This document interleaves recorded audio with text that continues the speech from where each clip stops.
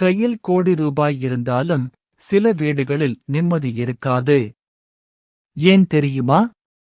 இந்த குறளின் மூலமாக காணலாம். இல்லதன் இல்லவள் மாண்பானால் உள்ளதன் இல்லவள் மாணா கடை. இதன் பொருள், ஒருவருடைய வாழ்க்கை துணை, அதாவது மனைவி, நற்பண்புகள் உடையவளாக அமைந்துவிட்டால் அந்த வாழ்க்கையில் இல்லாதது என்று எதுவுமே இல்லை.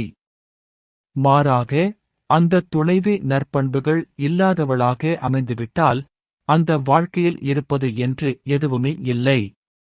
இல்லத்தரசி சிறந்த பண்புகளும் குடும்பத்தை வழிநடத்தும் திறமையும் கொண்டவளாக இருந்தால் அந்த வீட்டில் செல்வம் குறைந்திருந்தாலும் அது ஒரு குறையாக தெரியாது.